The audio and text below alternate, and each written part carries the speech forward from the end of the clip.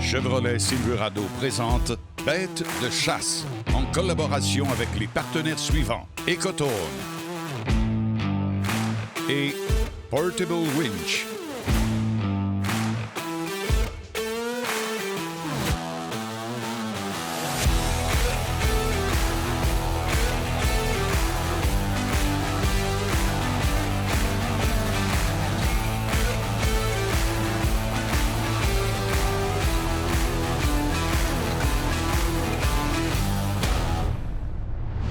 Cette semaine, dans Bête de chasse, on reçoit notre ami et le spécialiste Charles-Henri Doris qui va venir nous parler technique de chasse au chevreuil. On va voir aussi José Arsenault qui vient jaser du magazine Sentier Chasse-Pêche qui vont fêter leur 50e anniversaire.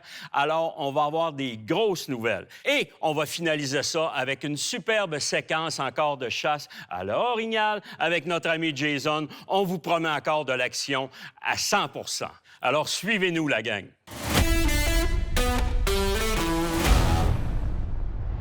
On est maintenant rendu à notre chronique Actualité. J'ai le plaisir cette semaine de recevoir mon ami José Arsenault, qui est directrice générale du magazine Sentier Chasse-Pêche. Bonjour, José. Bonjour, Daniel. Ça va bien? Bien oui, ça va super bien. Puis c'est toujours un plaisir de te recevoir. José, le magazine, cette année, fête un événement extraordinaire. On parle du 50e anniversaire d'existence. Ben oui, 50 ans déjà. Puis on est chanceux parce qu'on a gardé la même richesse, les mêmes collaborateurs de longue date, comme Jeannot Ruel, comme Richard Monfette.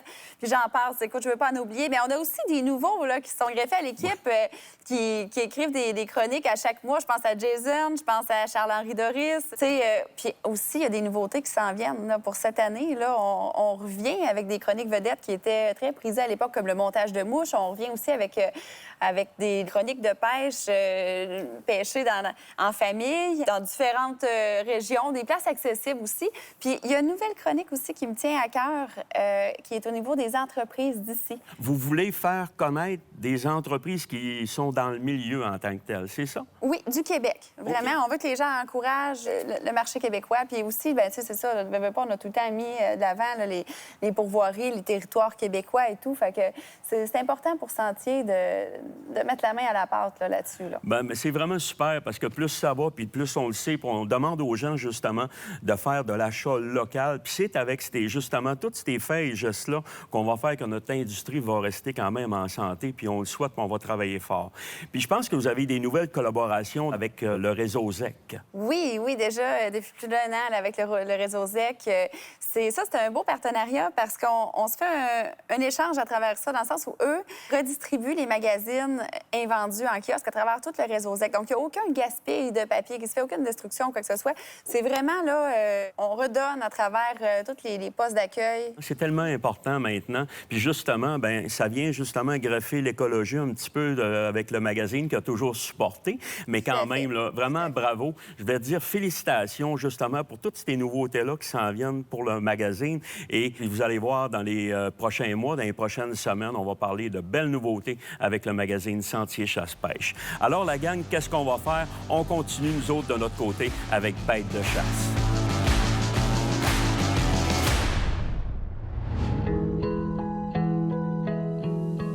Daniel, il m'appelle, il dit « Guy, il dit, tu viens-tu à la soirée à une telle place, une telle ville? » « Oui, je suis en cours. » Là, il dit « Guy, il dit, j'aimerais ça que tu nous accompagnerais à Chic-Choc. » Il dit « Là, tu vas me faire broyer, C'était un de mes rêves. » Ton bras, c'est un accident de chasse qui est arrivé, ça? Oui, ça, c'est une méchante bad luck. C'est un fusil à poudre noire qui a explosé.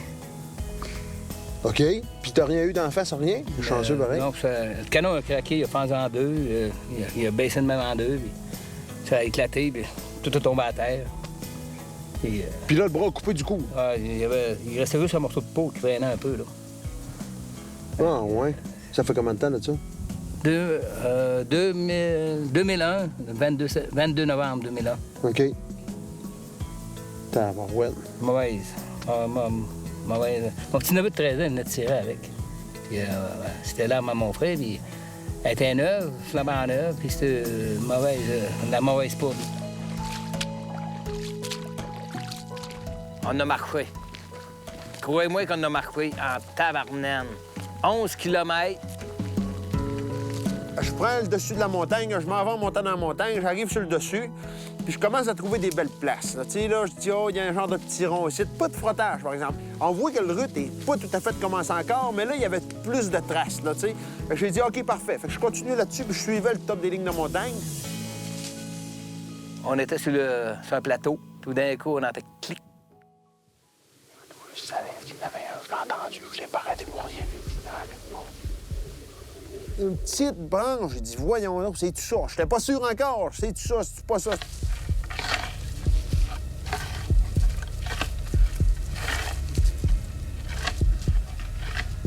On a eu une réponse. Ah oui, moi, tu le vois. Ah oui, oui. Je suis là, puis je regarde. Puis à un moment donné, j'entends plus rien, je le vois. Il s'en venait.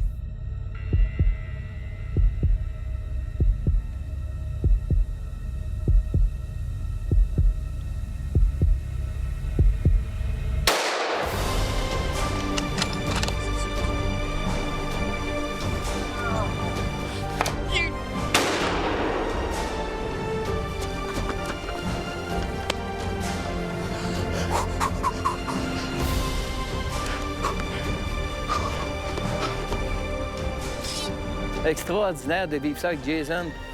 J'en ai les frissons en cours. C'était incroyable. Yes, sir!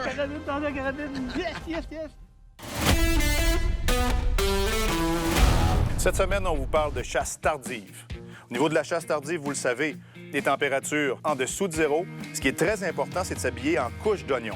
Ce que je veux dire par couche d'oignon, c'est qu'on va venir chercher un sous-vêtement qui va être à la base du corps, qui va vous permettre d'être tout prêt. Et aussi, de plus en plus, vous avez différents niveaux d'isolation. Vous avez des isolations, dépendamment si vous êtes en novembre, si vous êtes en décembre et en janvier. Vous pouvez voir que les matériaux, ce sont des matériaux qui vont être aussi silencieux, très important. Aussi, vous allez avoir des matériaux qui sont confortables, des matériaux qui vont laisser évacuer la transpiration.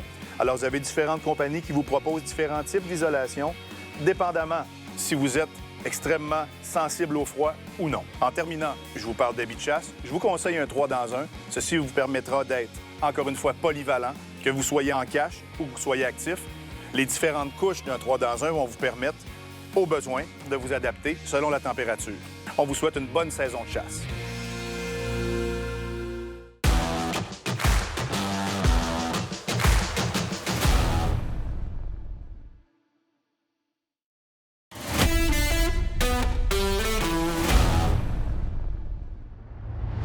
On est maintenant rendu à la chronique Conseil du Pro en présence de mon ami Charles-Henri Doris. Salutations, Charles. Salut, Daniel. Cette semaine, j'aimerais ça que tu cibles où est-ce que tu chasserais si c'est toi qui chasses. Bien, moi, si je chasse, ce que je préfère de tout, c'est chasser proche des sites de repos des biches. Pourquoi? Parce que les mâles passent proche des sites de repos des biches à mesure que le pré-rut se termine et que le rut débute pour investiguer, faire un inventaire, savoir qu'est-ce qui se passe, quel va tomber en chaleur, etc. Quels éléments les gens doivent-ils chercher pour comprendre ou savoir où se couchent ces fameuses biches?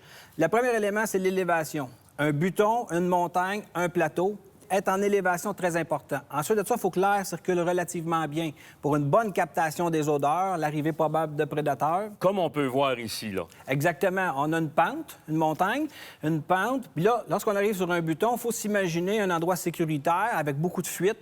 Les chevreuils aiment beaucoup les plateaux pour ce fait. Ensuite de ça, c'est très important, nourriture et arbre ombragé pour les journées chaudes. Ce qu'il faut retenir, qui est très important, là, on a une vue de côté. Oui. Il faut être capable aussi d'identifier un plateau de face, parce que la plupart des gens marchent sur le terrain, n'auront pas une vue de côté. Un plateau, qu'est-ce que c'est? C'est un endroit plat sur une pente de montagne, parce que les chevreuils mangent dans les flancs, dans les pentes, mais ne se couchent pas dans les pentes. Lorsqu'on arrive sur un plateau, il faut aller fouiller un petit peu, prendre le temps d'aller voir sur le terrain pour trouver des signes de présence qui nous confirment qu'il y a bel et bien des lits ou des couches, comme on peut voir sur les différentes photos que je présente en ce moment. Parce que les mâles vont passer tôt ou tard vérifier les femelles qui fréquentent la parcelle, le site de repos en question. On a des photos ici qui démontrent les feuilles qui ont été tassées, les feuilles, la forme d'une couchette de chevreuil, qui va nous confirmer justement qu'il y a des chevreuils qui s'y couchent. Le meilleur temps de l'année pour effectuer cette prospection-là, immédiatement à la fonte des neiges au printemps, parce que le chevreuil est en mue. Et voilà. Puis là, on est capable de retrouver de ces poils-là à l'intérieur de leur couche, ce qui nous donne encore des indices supplémentaires. Nous les confirme surtout. Absolument. Donc, Charles, on te remercie beaucoup. Et nous, on continue dans Bête de chasse.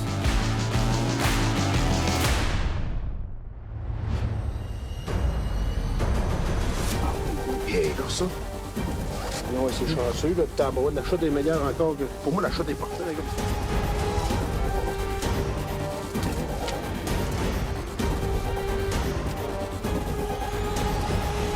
Là, on vient juste de lever l'orignal. On avait attendu environ 45 minutes en tout avec le filmage puis tout. On suivait la ligne de sang. J'ai arrivé face à face avec, qui était à 20 pieds en avant de moi, il était couché. Donc, là, ce qu'on fait, c'est qu'on va attendre. Écoute, s'il nous a laissé approcher à 20 pieds, c'est parce que c'est certain que la shot est mortelle. On va y laisser encore 1 heure. On pourrait être certain de ne pas prendre de chance. Dans 1 heure, on va retourner dessus. Là, on va chercher le camion parce qu'on avait fait un 5 km de marche ce matin. On va chercher le camion, on va chercher le monde. Mais moi, je viens vous croquer, le tuer! Yes, sir! Je viens vous croquer, il est beau!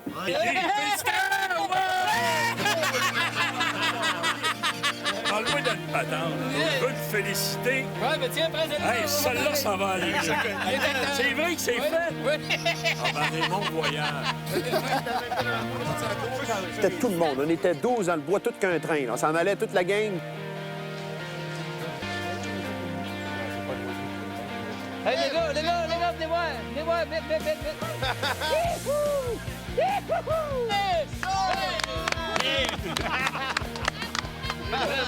Merci à la gang, puis merci à Daniel Hubert et Jason, mon guide. Ça a été merveilleux. Ce que tu fuis, te suit. Ce que tu fais face, se fasse. Jamais ça. Ça a été le plus beau voyage de chasse. Excusez mes émotions, là. J'en ai une coupe de fête, mais c'est la plus belle chasse de faire ça avec mon fils Jeff. Puis je le remercie beaucoup. Puis merci encore à toute l'équipe.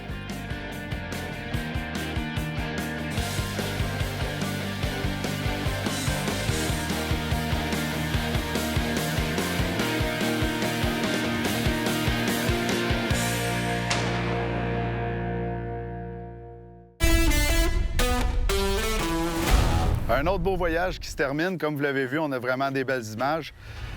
On a tout chargé notre remorque, dont les 2 4 roues sont chargées. On a aussi notre orignal qui est chargé. Il nous reste à l'attacher et s'en aller à l'accueil pour les enregistrer. Suivez-moi, on s'en va à l'intérieur du véhicule. Comme vous le voyez sur l'écran, dans le fond, là, on a le mode vraiment stationnement.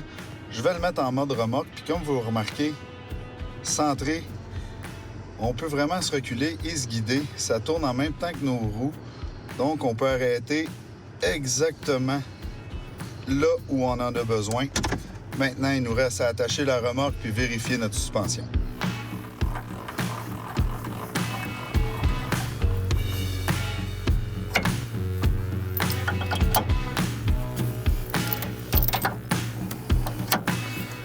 L'élément que j'aime beaucoup aussi, c'est la prise avec l'option frein-remorque. Donc, aussitôt qu'on pèse sur le frein, la remorque va freiner à son tour. Ça nous aide vraiment aussi quand on a des manœuvres un petit peu plus urgentes à faire. Le poids il est vraiment bien réparti. Comme on peut le voir, on a encore beaucoup de marge au niveau de la suspension. C'est vraiment important. On se promène dans des chemins qui sont très chaotiques, les chemins de bois, on le sait. On veut pas que notre suspension soit écrasée pour faire rebondir la remorque. Des fois, on peut perdre le contrôle, puis même on peut abîmer notre matériel. Vraiment important. Merci tout le monde.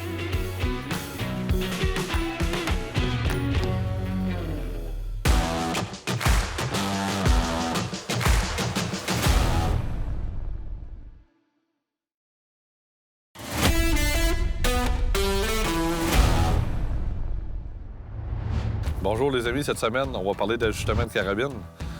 En premier lieu, ça nous prend une table de tir très solide pour pas que ça bouge, pour être capable de faire des tirs précis. Ensuite de ça, ça nous prend des bons sacs de sable pesants, denses, pour bien appuyer notre devant de notre carabine parce que notre canon il est flottant. Et ça nous prend une poche arrière pour pouvoir avoir de la stabilité avec notre crosse arrière sans forcer. qui est important aussi, c'est de ne pas forcer après la carabine, ni sur l'épaule, ni sur la main. Laisser la carabine libre de mouvement, puis la carabine va tirer toute seule.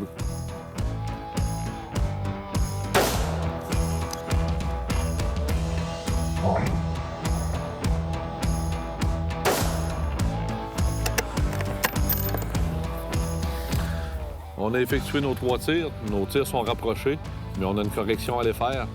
On va aller voir la cible, puis on va vous montrer ça.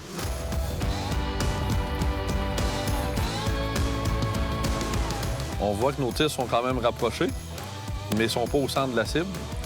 Fait qu'on va prendre la moyenne de ces 3 tirs-là, puis on va aller en élévation d'1 pouce et quart, puis on va tasser vers la droite d'1 pouce 3 quarts.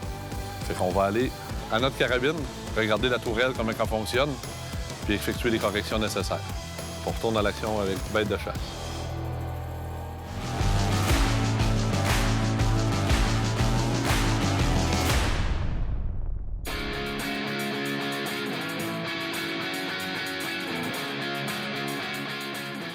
Bon, bien, pour la chasse cette semaine, on allait sur la chasse dans le réseau de la CEPAC.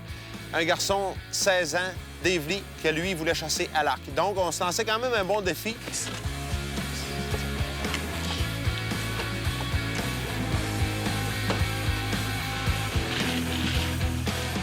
Je suis présentement ambassadeur pour la tournée des films Chasse et Pêche. J'allais aux soirées, puis j'allais tout le temps leur parler. J'allais les voir au kiosque quand c'était les entractes. Puis à toutes les années, j'en manquais jamais.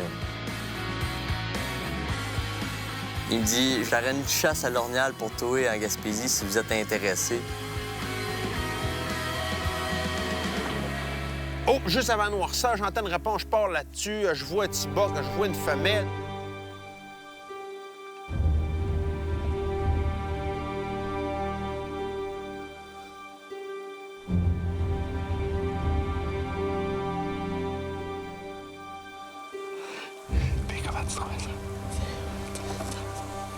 Mais là, qu'est-ce qui se passe? Ken me call, il dit, la caméra marche plus. Ma caméra, elle veut pas recorder, Fait que là, le boc, à force d'être là et à attendre, il a décidé d'envirer de bord. Change de place. Là, on est déprimé un petit peu parce qu'il reste un soir.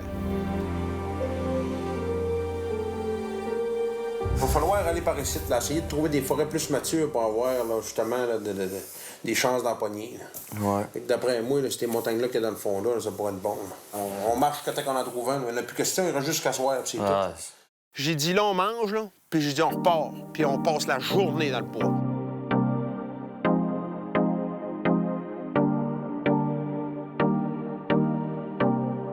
Un moment donné, je suis au-dessus d'une montagne, j'avais dit au gars, j'avais cru entendre quelque chose, je dis, on va s'asseoir ici, puis on va entendre. Puis un moment donné, puis là, il t'abonne. Oh, là, il y en a là qui s'en vient. Il dit, on s'en va tout de suite dessus. Ici, il y a de l'Ornial, c'est direct là que ça se passe. Fait que là, on s'en va là. Dans le fond, on n'avait repéré rien. Fait que là, je pogne mon GPS, j'enligne ça à peu près. OK, c'est par là. Fait qu'on part là-dessus, on rentre là-dessus. Puis les sons de la femelle que j'avais entendus, c'était une femelle qui était non réceptive. Fait que je savais ben trop qu'il y avait un mâle avec. On part là-dessus, j'arrive là, je check sur mon GPS, c'est à peu près là, on marche. À un moment donné, je dis, ici, checkez-vous, à regarder partout, regardez les yeux ouverts parce qu'ils sont pas loin. Ça a pris 50 pieds. Ken, il dit, je vois la femelle.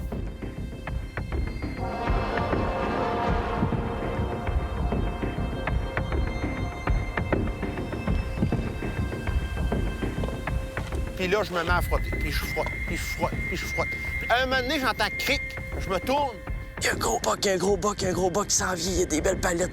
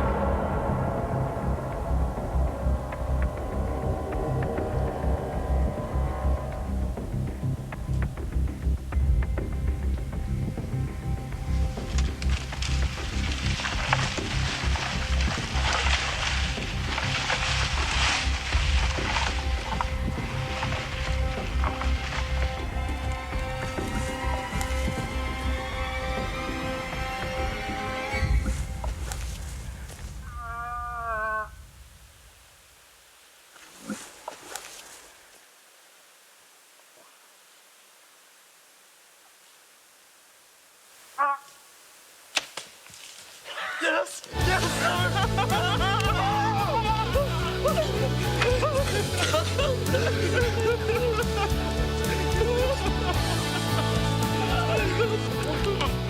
On est certain de notre coup, donc heureux, une super de belle chasse encore une fois. Il y a du sang ici dans le flot. Il se met à mouiller en fou. Le déluge commence, c'est incroyable. Il vente, il mouille. Toutes les traces de sang qui étaient sur les feuilles se sont presque toutes effacées. Fait que là, on a dit, on n'ira pas plus loin, on va attendre, on va coller les chiens de sang pour faire sûr.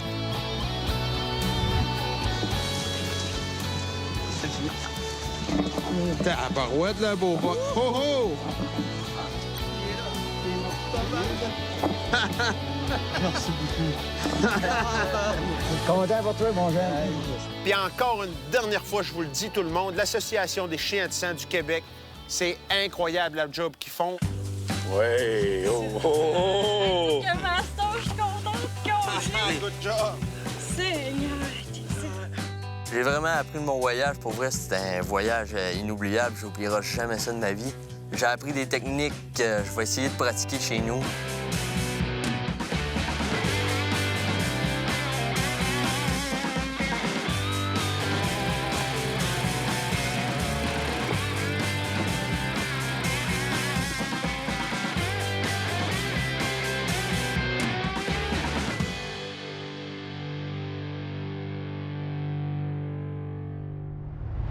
Merci d'avoir été des nôtres et surtout, restez à l'affût et soyez une bête de chasse. L'émission Bête de chasse a été présentée grâce aux partenaires suivants.